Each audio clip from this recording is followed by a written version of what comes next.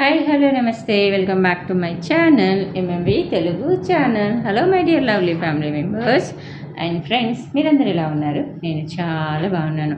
మీరు కూడా చాలా బాగుండాలని మనస్ఫూర్తిగా దేవుణ్ణి కోరుకుంటున్నాను. ఈరోజు మనం దరిచేరవ ప్రియ పార్ట్ 22లోకి వచ్చేసాం. కథలోకి వెళ్ళే ముందు నాదో చిన్న విజ్ఞప్తి. మీరు కనుక నా ఛానల్ని ఫస్ట్ టైం చూస్తున్నారా, లేదు చూస్తూ ఇంకా సబ్స్క్రైబ్ చేసుకోలేదా, అయితే ఇప్పుడే సబ్స్క్రైబ్ చేసుకోండి. సబ్స్క్రైబ్ బటన్ రెడ్ కలర్లో ఉంటుంది, దాన్ని క్లిక్ చేస్తే బెల్ ఐకాన్ వస్తుంది. దాన్ని క్లిక్ చేసి ఆల్ అనే ఆప్షన్ని ఎంచుకుంటే ముందు నేను చెప్పే మరిన్ని ఇంట్రెస్ట్కరమైన సిరీస్ అప్డేట్స్ అన్నీ మీకు నోటిఫికేషన్ రూపంలోకి వచ్చేస్తాయి. ముందుగా మీ అందరికీ ఏకాదశి శుభాకాంక్షలండి. ఇంకా ఈరోజు కథలోకి వెళ్ళిపోదామా? విరాట్ కోసం పక్కకి చూస్తుంది శృతి, కానీ అక్కడ విరాట్ కనిపించడు. తన కోసం చూస్తుంది వాష్రూమ్ వైపు, అయితే అక్కడ కూడా కనిపించడు. అయితే కిచెన్లోకి వెళ్ళాడేమో అనుకొని తను ఫ్రెష్ అవ్వడానికి అని బాత్రూమ్కి వెళ్దాం అనుకునే లోపు అక్కడ ఒక చిన్న లెటర్ బెడ్ పక్కన ఉన్న టేబుల్ మీద కనిపిస్తుంది. ఓ, లవ్ నోట్ పెట్టాడా అని అనుకొని అది తీసి చదివింది. అందులో విరాట్, ఇన్నాళ్ళు నీతో ఫిజికల్ రిలేషన్ కోసమే వెయిట్ చేశాను డియర్, నా కోరిక తీరింది. నువ్వు ఈ లెటర్ చదివేసరికి నేను చాలా దూరం వెళ్ళిపోయి ఉంటాను. నీకు ఇదే మొదటి అనుభవం కాబట్టి ఇక నుండి నీ లైఫ్లో ప్రతి క్షణం నేను నీకు గుర్తుకు వస్తానే ఉంటాను. కానీ నువ్వు నాకు మొదటిదానివి కాదు. కానీ నీతో ఈ అనుభవం మార్వలస్ డార్లింగ్. నేను నిన్నేమి బలవంతంగా అనుభవించలేదు. నీ అనుమతితోనే మన సంగమం జరిగింది. అది కూడా ఒక్కసారి కాదు, రెస్ట్లెస్గా కలిసాం. So it was nice meeting you dear శృతి.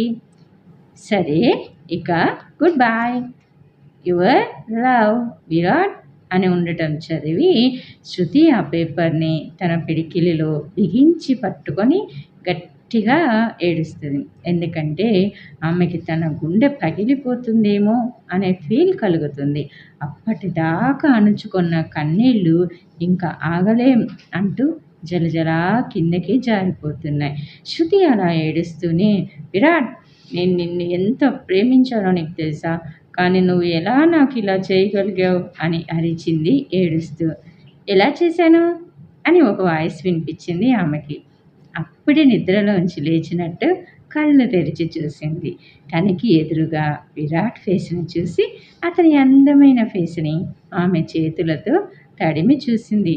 తను ఎదురుగా ఉన్నది నిజమా కాదా అన్నట్టు ఆమెని చూస్తూ ప్రేమగా ఆమె తలని నిమురుతూ, ఏమైందిరా అని అడిగాడు. ఎందుకు నిద్రలో చాలా స్ట్రగుల్ అయినావు? అదీ కాకుండా పదే నా పేరు కలవరిస్తున్నావు, ఏమైనా పీడకలు వచ్చిందా అని అడిగాడు.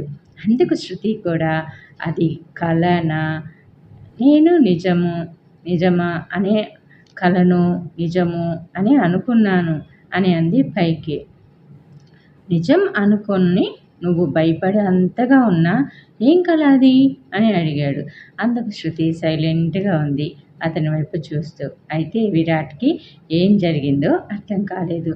బహుశా నిన్న జరిగిన దాని గురించి మళ్ళీ ఈరోజు కలగా వచ్చిందా ఏమో.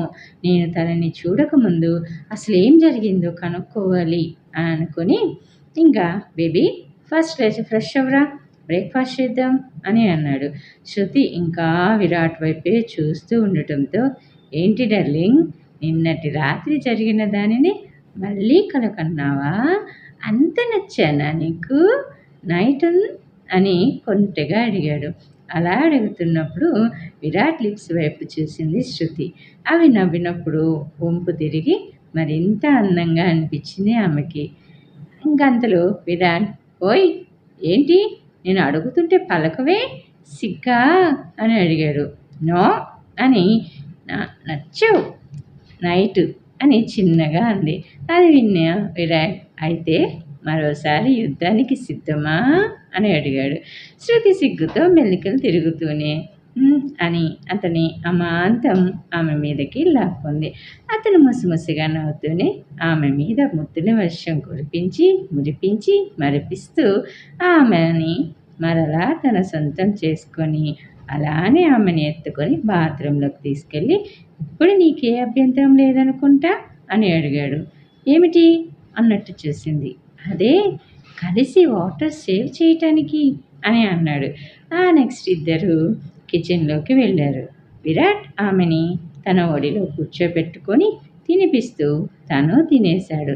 తర్వాత ఇద్దరు లివింగ్ రూమ్లో ఉన్న సోఫాలో కూర్చొని, ఇప్పుడు చెప్పరా శృతులు, అసలు నిన్న నువ్వు ఎక్కడికి వెళ్ళావు, ఏమైంది, నాకెంత టెన్షన్గా అనిపించిందో తెలుసా, నీ ఫోన్ ఏమో నాకు పగిలి ఆ లిఫ్ట్ దగ్గర దొరికింది అని అన్నాడు.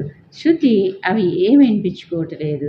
విరాట్ అది గమనించి, ఓయ్ శృతి అని పిలిచాడు. అప్పుడు ఉలిక్కి పడినట్టయి, విరాట్ నిన్నేం జరిగిందో తెలుసా, నాకు ఎవరో డ్రగ్ ఇచ్చారు, ఆల్మోస్ట్ నేను రేప్కి గురయ్యేదానిని అని చెప్పింది. అది వింటూనే విరాట్ పక్కలో బాంబు పడ్డట్టు ఎగిరి పడ్డట్టయి షాక్కి గురయ్యాడు. అలా షాక్కి గురయ్యాడు అని శృతికి అనిపించింది.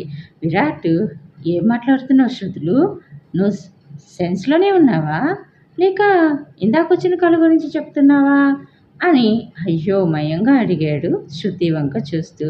అందుకు శృతి, ఆ కళ వేరు, నేను చెప్పేది వేరు, నిజం వీర్, నేను ఏం కలకని చెప్పడం లేదు, ఊహించి అంతకంటే చెప్పడం లేదురా అని. నువ్వు నిన్న పార్టీలో మీ క్లయింట్స్ని కలవడానికి వెళ్ళావు కదా, అప్పుడు ఒక వెయిటర్ వచ్చి నాకు డ్రింక్ ఆఫర్ చేశాడు. వద్దు అని చెప్పి వాటర్ బాటిల్ తెమ్మని చెప్పాను. అతను కొత్తదే తెచ్చాడు, అయినా సరే చెక్ చేసే తాగాను. ఆ బాటిల్ సీలే తీయలేదు అని అనిపించాకే తాగాను. అయినా కూడా నేను ఎక్కువగా కూడా వాటర్ తాగలేదు, జస్ట్ ఒక్క సిప్ చేశాను అంతే. కానీ కొంతసేపటికి నాకెందుకో చాలా అన్కంఫర్టబుల్గా అనిపించింది. నాకిప్పుడు అనిపిస్తుంది, ఆ వాటర్లో ఎవరైనా సెక్స్ డ్రగ్ ఇంజెక్ట్ చేసి ఉంటారేమో అని అనిపిస్తుంది. ఎందుకంటే నేను ఖచ్చితంగా చెప్పగలను, అవి తాగాకే నాకు అలా అనిపించింది.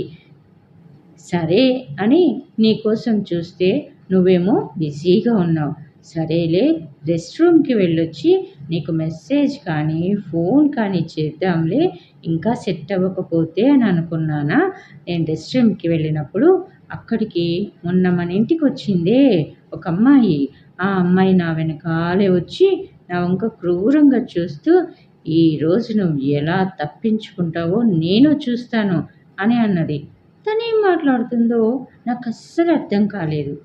అయినా సరే నన్ను కాదు అన్నట్టు బయటికి వస్తుంటే, ఏంటే టెక్కు చూపిస్తున్నావా, నేను మాట్లాడుతుంటే వెళ్ళిపోతున్నా, అయినా నీ వెనకాలే వచ్చింది నిన్ను వెళ్ళనీయడానికి అనుకుంటున్నావా, నా విరాట్ని నాకు కాకుండా చేస్తావా, చూస్తా ఈరోజు తర్వాత నువ్వు విరాట్తో ఎలా కలిసి ఉంటావో నేను చూస్తాను అని అంది.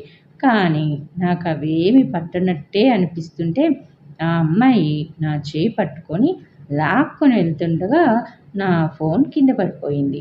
ఆ అమ్మాయి దాని వంక చూస్తూ కాలితో కస్సపిసా తొక్కేసి నన్ను బలవంతంగా పై ఫ్లోర్కి లాక్కొని పోయింది. వదులు వదులు అని ఎంత గింజుకున్నా వదలలేదు నన్ను. అలా లాక్కొని వెళ్ళి ఒక రూమ్ డోర్ తెరిచింది. అందులో అందరూ మత్తులో ఉండి అర్ధనగ్నంగా ఉన్న మగవాళ్ళే ఉన్నారు. వాళ్ళని చూడగానే నాకు భయం వేసేసింది వీర్. ఆమె నన్ను బలవంతంగా గదిలోకి నెట్టాలని చూసింది, కానీ నేనే ఆమెని బలంగా గదిలోకి తోసేసి లిఫ్ట్ ఎక్కి కిందికి వచ్చేసాను. అప్పుడే నువ్వు నన్ను చూశావు, మనం కలుసుకున్నాము. నిజంగా అది తలుచుకుంటుంటే నాకు ఇప్పటికీ ఒంట్లో వణుకు పుడుతుంది. నేను ఆ గదిలో పడిపోయి ఉంటే ఆ మగాళ్ళ చేతుల్లో నేనేమైపోయేదానిని అంటూ ఎక్కి ఎక్కి ఏడ్చింది శృతి. అది చూసిన విరాట్, ఓకేరా, ఇప్పుడు నువ్వు సేఫ్గానే ఉన్నావు కదా, అయినా నువ్వు చాలా గ్రేట్ రా బుజ్జి, సెక్స్ డ్రగ్ మామూలుగా పవర్ ఉండదు, అది చాలా పవర్ఫుల్ డ్రగ్. అయినా సరే అంత పవర్ఫుల్ డ్రగ్ని ఒంట్లోకి ఎక్కినా బలంగా ఆమెను తోసేసి వచ్చేసావు చూడు, అదిరా గ్రేట్. సో ఇంక నువ్వు బాధపడకు, ఇప్పుడు జరిగింది తలుచుకొని బాధపడే కంటే దాన్ని మరిచిపోవటమే మేలు. కానీ మన జాగ్రత్తలో మనం కూడా ఉండాలి అని చెప్పాడు.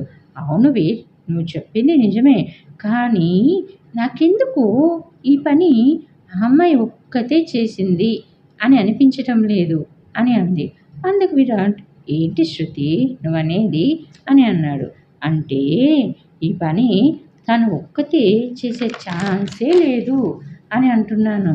ఎందుకంటే నన్ను ట్రాప్ చేయాలని అనుకుని అంత సెటప్ ఆ అమ్మాయి ఒక్కతే చేసే ఛాన్స్ లేదు, ఇంకెవరో ఆ అమ్మాయికి హెల్ప్ చేశారు అని అనిపిస్తుంది.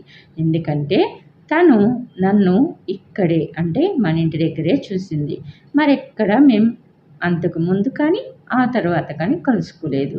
సో నేను ఆ పార్టీకి వెళ్తానని తనకి ఖచ్చితంగా ఎలా తెలుసు? అయినా ఆమెది కూడా కాదు ఆ పార్టీ. ఆ రూమ్ని, ఆ వెయిటర్ని, ఆ డ్రగ్ని సెట్ చేశారంటే ఖచ్చితంగా తనకి ఆ లోపల ఉన్న వాళ్ళు ఎవరో హెల్ప్ చేసి ఉంటారు అని అనిపిస్తుంది. అలా అని మీరా ఆమె కలిసి చేశారా అని అనుకోవటానికి కూడా ఆమెని ఇంతకుముందు మీరాతో పరిచయం ఉన్నట్టు నాకు అనిపించటం లేదు. మరి ఎవరు మధ్యలో కలుసుకోవటానికి? నేను మీరా ఫ్రెండ్స్ అని ఆర్యన్ వల్ల వెళ్ళిపోయామని ఈ అమ్మాయికి తెలియదు కదా, మరి నన్ను అంతగా హింసించాలని ఎవరు ప్లాన్ చేశారు అనేది అర్థం కావటం లేదు అని అంది. అప్పుడు విరాట్ మాట్లాడుతూ, ఇప్పుడు ఆలోచిస్తుంటే నువ్వు అన్న ప్రతి పాయింట్ అండ్ నిన్న జరిగింది కలిపి చూస్తుంటే నాకు మీరా మీదనే అనుమానంగా ఉందిరా. ఎందుకంటే నేను నా క్లయింట్ని కలిసి వాళ్ళతో మాట్లాడాక నీ వద్దకు తిరిగి వస్తుంటే మధ్యలో మీరా నన్ను ఆపి, హలో విరాట్ గారు, ఎక్కడికి వెళ్తున్నారు? వర్ష కోసమా? మీరెంత పిచ్చోళ్ళండి, దాని నిజస్వరూపం మీకు తెలియదు కదా, అందుకే మీతో దానిని తిప్పుకుంటున్నారు, కానీ అది మీరు అనుకునేంత మంచిది కాదండి అని అన్నది. నేను కోపంగా ఏం మాట్లాడుతున్నావు అని అడిగితే వయ్యారాలు పోతూ, అంత కోపం ఎందుకండి మీకు, నేను చెప్పేది మీరు నమ్మరని నాకు తెలుసు, అందుకే మీ కళ్ళతో మీరే చూడండి పై ఫ్లోర్కి వెళ్ళి, అక్కడ ఆ వర్ష ఎంతగా రెచ్చిపోతుందో కొంతమంది మగాళ్ళతో అని అంది. అదే టైంలో నువ్వు రీటా నిన్ను పై ఫ్లోర్కి తీసుకొని వెళ్ళింది అని చెప్పావు కదా, ఐ థింక్ అదే టైం ఏమో అని అన్నాడు.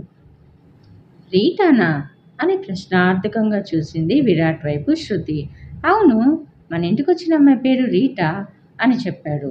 ఓ అవునా అంటూ వాళ్ళు ఇంకా ఏదో మాట్లాడుకునే లోపు ఆమె ఫోను రింగ్ అయింది. ఎవరా అని చూస్తే కాలర్ ఐడిలో సోఫియా అని ఉంది. అది చూసి విరాట్ వైపు తిరిగి, విరాట్ గారు నేను సోఫియాతో మాట్లాడొస్తానే అని చెప్పేసింది. సరే వెళ్ళి మాట్లాడరా అని చెప్పాడు.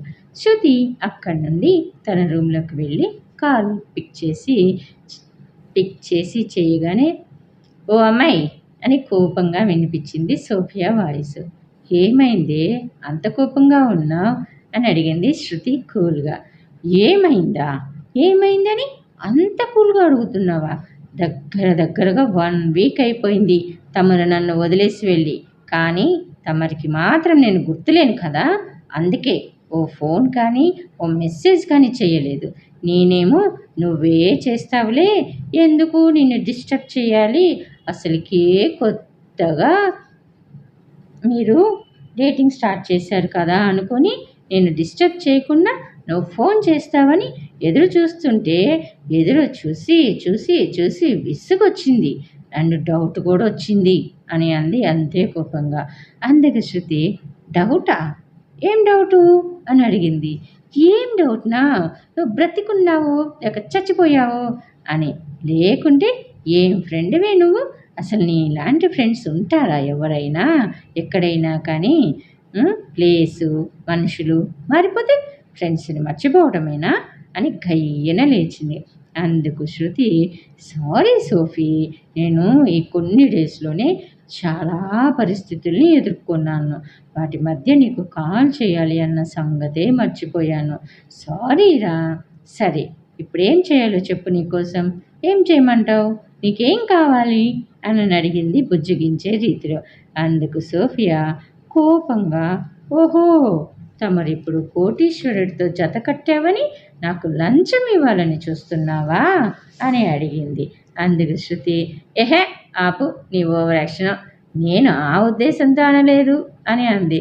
అందుకు సోఫియా, నువ్వు ఏ ఉద్దేశంతో అయినాను, నేను మాత్రం హర్ట్ అయ్యాను. సో నువ్వు నన్ను ఈరోజు ఖచ్చితంగా షాపింగ్కి తీసుకెళ్లాల్సిందే, లేదంటే నేను ఊరుకోను అని అంది ఉత్సాహంగా అండ్ అలిగినట్టుగా.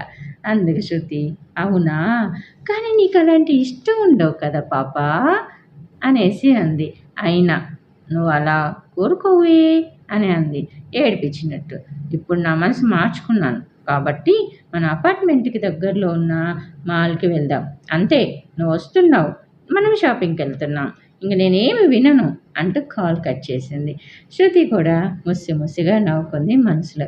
ఇక అక్కడ రీటా సైడ్ వెళ్తే రీటాకి మెలకువ రాగానే చుట్టూ చూసింది, నేను ఎక్కడ ఉన్నాను అని అనుకుంటూ. అయితే కొన్ని సెకండ్స్కే ఆమెకు అర్థమైంది తను హాస్పిటల్ బెడ్ మీద ఉన్నది అని. ఆమె బాడీ అంతా ముక్కలు ముక్కలుగా విరిచేసినట్టుగా అయినట్టు అనిపించింది. చాలా పెయిన్ఫుల్గా అనిపించింది. ఆమె తన పరిస్థితికి తట్టుకోలేకపోతుంది. అలా అని అలానే ఉండలేక లేచి కూర్చోవాలి అనుకున్నా కూర్చోలేకపోతుంది. ఎందుకంటే ఆమె చాలా చాలా వీక్ అయిపోయింది. అయినా నిన్న రాత్రి జరిగింది ఆలోచిస్తే ఆమెకు అది ఒక చేదు జ్ఞాపకంలా అనిపించింది. ఆ దరిద్రపది నన్ను ఆ గదిలోకి ఎలా తోసేయగలిగింది, అది కూడా తను డ్రగ్ వల్ల ఉన్న మత్తులో ఉండి కూడా నన్ను అంత బలంగా ఎలా నెట్టగలిగింది. అయినా మామూలుగానే ఉన్నా కదా నేనెందుకు నిలదొక్కుకోలేక పడిపోయాను. అసలు తనకి అంత బలం ఎక్కడి నుంచి వచ్చింది. అయినా బహుశా నా పేరు ఇంకా తనకి తెలియదేమో. అయినా నేను తనకి అంత మత్తులో నేను గుర్తు ఉంటానా ఏమి? ఇన్ కేస్ గుర్తున్నా ఏం చేయగలిగిద్దిలే ఏంటి. అయినా దాని సంగతి తర్వాత, ఈ మీర సంగతి తేల్చేయాలి. నేను ఎలాంటి దానినో ఇంకా దానికి తెలియలేదనుకుంటా. నన్ను చాలా తక్కువ అంచనా వేసినట్టుంది. నేను శృతికి అన్యాయం చేయాలనుకున్నాను కాబట్టి అది నన్ను తోసేసి వెళ్ళిపోయింది. కానీ ఈ మీరాకి నేను హెల్ప్ చేయాలనుకున్నాను కదా, అయినా కానీ నన్ను కనీసం నేను హెల్ప్ అడిగినా కానీ ఇంత కూడా నా మీద జాలి దయ అనేవి లేకుండా నన్ను ఆ పరిస్థితుల్లో చూసి కూడా నేను హెల్ప్ చేయి అని అడిగాక కూడా నన్ను ఖాతరు చేయకుండా వెళ్ళిపోతుందా. పైగా ఆ పరిస్థితుల్లో ఉంటే నన్ను పిక్స్ తీసుకొని వెళ్ళిపోతుందా. శృతి కంటే మీరానే డేంజరస్ లాగా అనిపిస్తుంది. చెప్తాను దాని సంగతి కూడా. నాకు తెలుసు ఏది ఎప్పుడు చేయాలో. నేను అనుకున్నది ఖచ్చితంగా సాధించి తీరుతా అని బెడ్ మీదే ఉండి మంగమ్మ శపథం చేసుకొని, నేను ఈసారి ప్రతిదీ చాలా పర్ఫెక్ట్గా ప్లాన్ చేయాలి. ఏది చేసినా 1కి 2 సార్లు ఆలోచించాలి.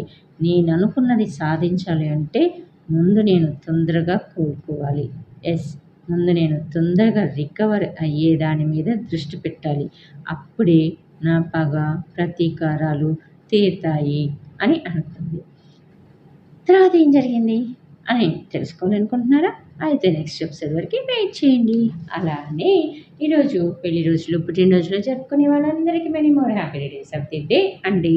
మీరు ఇలాంటి మంచి విష్కరమైన డేస్ అన్నీ మరిన్ని జరుపుకోవాలని, మీ కలలన్నీ నెరవేరాలని, మీ కోరికలన్నీ తీరిపోవాలని మనస్ఫూర్తిగా దేవుణ్ణి కోరుకుంటున్నాను. అలానే ఈ కథ నచ్చితే ఒక చిన్న లైక్ చేయండి. లైక్ అనేది మీరు నాకు సపోర్ట్ ఇచ్చేదానికి అండ్ నాకు కొంచెం బూస్టప్ ఇవ్వడానికి. అలానే స్టోరీస్ వినే మీ ఫ్రెండ్స్ అండ్ ఫ్యామిలీ మెంబర్స్కి షేర్ చేయండి. అలానే ఈ కథ మీద మీ అభిప్రాయాలు, సూచనలు, సలహాలు ఏమైనా ఉంటే కింద కామెంట్ సెక్షన్లో తెలియచేయండి. Thanks for the watching. Bye bye. Take care. See you soon again.